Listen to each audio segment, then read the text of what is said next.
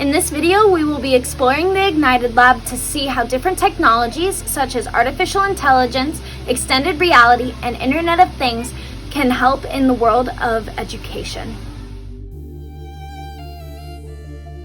My topic is education as a whole. The topic I chose was special education. My topic is elementary education. Artificial intelligence is where technology imitates the actions of human beings. These types of technologies learn and self-correct when mistakes come about. Artificial intelligence can be as simple as a 3D printer or as complex as a robot. The artificial intelligence item I chose was 3D printing. 3D printing can help in education by producing equipment that kids can use in the classroom, such as stencils, so that they can trace items. Also, it can increase productivity because students can create their own designs for projects, and it shows them how to use technology in more ways than just something to play on. While the 3D printer shown is not fully AI, there are printers that do not need human assistance to fix itself when problems arise. The downside to 3D printers is it takes long periods of time to produce the final product. Also, it can malfunction just like any form of technology. However, it is harder to be fixed. It could be improved by creating a faster paced printer that has faster melting instruments to create a project faster. Something that should be considered is kids of a younger age are less likely to understand the technology and how to create a design for the printer. So it'd have to be for an older grade level. Schools would have to incorporate a class to start teaching kids how to use the resources at a younger age without showing them how to print quite yet. Another thing to consider is the material used to make each object will add up in cost. So schools have to determine whether it is worth the cost to get the kids more interactive with technology as it advances. I also chose the 3D printer as my artificial intelligence item. A 3D printer can be used in a special education classroom as an incentive. In theory, the 3D printer would function as a treasure box. Students who demonstrated positive behavior or academic achievement would be allowed to design their own prize. As you can see, the possibilities are endless. This technology would not only improve behavior, but also ignite creativity throughout the classroom. However, like all technology, the 3D printer can malfunction. Moreover, some students may not be capable of designing an item. This could result in jealousy, hurt feelings, and confliction in the classroom. The artificial intelligence item I chose was 3D printers. In an elementary classroom setting, the printer can be a helpful tool for teaching addition. For example, this 3D printed device is a great tool for both visual and hands-on learners. The balance is only level once the numbers on one side are equal to that of the other side. This will help young children visualize the relations of numbers. Another helpful tool is this three-dimensional plan cell. The removable, colorful pieces makes it easy for children to explore and differentiate between the inner workings of the cell. And as teachers, it makes it easier to show the relative scale of the pieces in an otherwise microscopic cell. One unfortunate downside would be the high cost of 3D printers. School funding is already limited, especially in elementary schools. One possible solution to this problem would be sharing one printer among multiple classrooms, or maybe doing a fundraiser in the technology department. Extended reality combines the real world and the virtual world with human to technology interactions. These interactions are created by technology such as VR systems and to create a virtual escape. Other types of extended reality are augmented reality and mixed reality. In this video, we explore virtual reality. The extended reality item I chose was a virtual reality system. Virtual reality can help in education by giving students the capabilities to learn about new environments. At an early age, children begin to learn about the ecosystem and animals' environments. This piece of technology gives students the opportunity to learn about the environment of new animals and how other people live. Additionally, field trips cost a lot of money. The cost for buses, lunches, admission to the place in which the students are traveling is exponentially high. Therefore, most schools will not provide the money for the trip. Because the school nor the district will pay for many trips, the families have to contribute to money towards the trip. Some families are low income, so they cannot afford to send their child on the field trips. Also, there are many more apps that allow students to learn about historical events through an interactive video in the virtual world. With virtual reality, students can fundraise for the school to be able to purchase VR systems so they can learn within the comforts of the school. The downside to VR systems is the cost. Because it uses advanced technology, it will cost a lot of money. Many virtual realities also require a smartphone or some other form of device to function.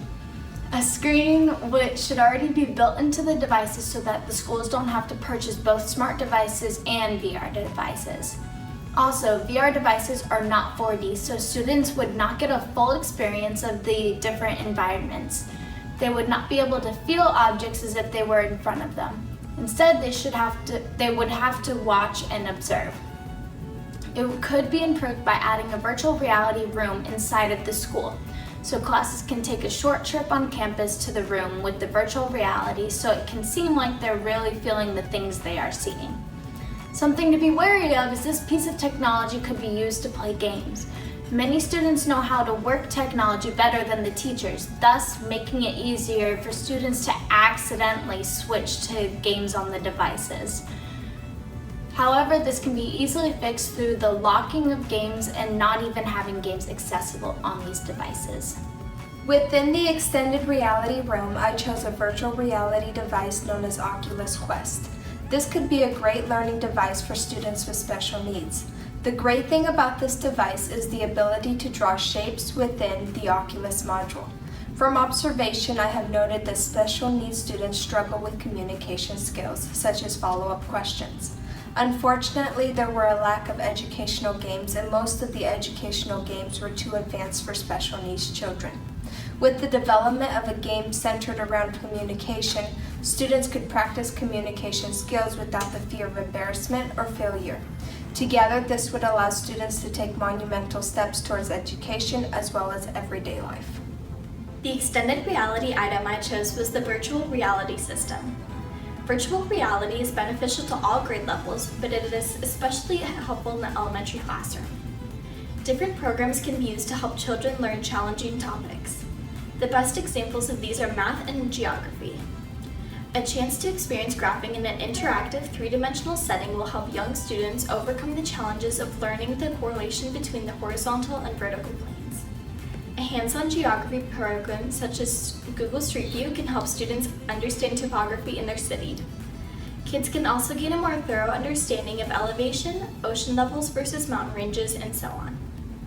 Downsides to this type of technology would be children who need glasses but are too young to wear contacts, because they would not be able to experience the program at its fullest potential. One other downside would be children's confusion with the technology. This program could be overcome with a training program, but this would require additional time and funding. Internet of Things uses a technology-to-technology relationship. It uses one device to control another. While human interaction is needed to complete the job, it is mostly generated through the technology using Wi-Fi.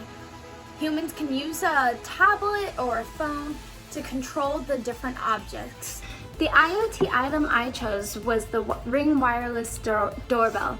Ring Wireless doorbells can help in education by giving students, teachers, and faculty a sense of security. These doorbells have a camera on the front that connects directly to a designated device using Wi-Fi.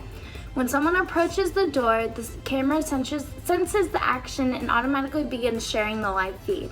This allows teachers to check who is at the door before allowing anyone in. The doorbell is also more audible to teachers and students rather than a soft knock. The shortfall of the wireless doorbells is the motion sensors on wireless doorbells can be too sensitive, creating false alarms. The sensors need to be improved to know the shape of a human so that it only turns on when a human is at the door. With the sensors being so sensitive, it causes more interruptions in the classroom. They can also tend to only send notifications to a smartphone. This makes the school wonder if they get each teacher a smartphone strictly for the security doors or if they should just not invest in these devices. So there should be an option to send an email to prevent interruptions, or set a rule stating that everyone must ring the doorbell in order to be acknowledged. Something to be wary of is some students may find it amusing to play pranks by ringing the doorbell and running. However, these students will get easily caught through the camera on the wireless doorbell.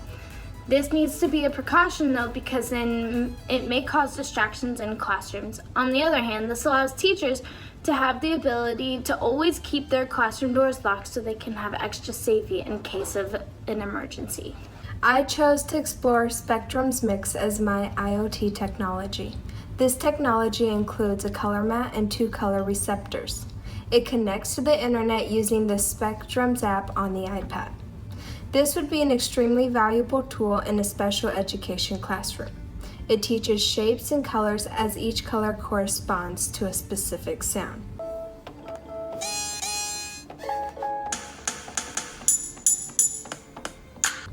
The amazing thing is that you don't have to stick to the color mat. You can touch objects within the classroom, thus expanding the concept of a simple 2D shape to a realistic, tangible 3D shape. The music also helps bring the classroom to life. However, a major setback to this technology is the lack of color receptors. If multiple receptors could be connected at once, then the entire class could participate. Cost efficiency is yet another problem. Unfortunately, most budgets within a classroom would not be able to approve such advanced technology in addition to the cost of the iPad. The IoT device I chose was the Spark. This advanced technology can be used in elementary classrooms to teach colors, shapes, and even teamwork through interactive games. For example, with the Spark, the app can control color changes and brightness settings which are reflected through the sphere in real time.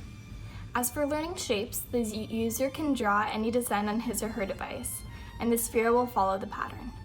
One interesting use for this feature is dipping the sphere in a color dust or paint so that it leaves a visible trail for young students to see and recognize as the shape that was programmed. Lastly, the Spark can be used with hundreds of interactive games to teach teamwork, letters and numbers, and even problem-solving skills. The downsides to this product include the cost, the relatively short battery life, and the need for a strong Wi-Fi connection. These problems could potentially be resolved by purchasing multiple pre-owned spheros that would cost less and could be used one after another as the battery runs out. We learned that there are more technologies being invented daily that can help inside of the classroom. While each technology has their downside, they can be helpful and resourceful inside of a classroom. Technology is more engaging with kids nowadays, so the more we can incorporate these technologies in the real world, the better we can interact with kids. I know we had fun playing with these devices, so kids in a classroom environment will love it even more. Technology can be more distracting as you have more capabilities to get off topic, but you can also learn much more through the use of technology.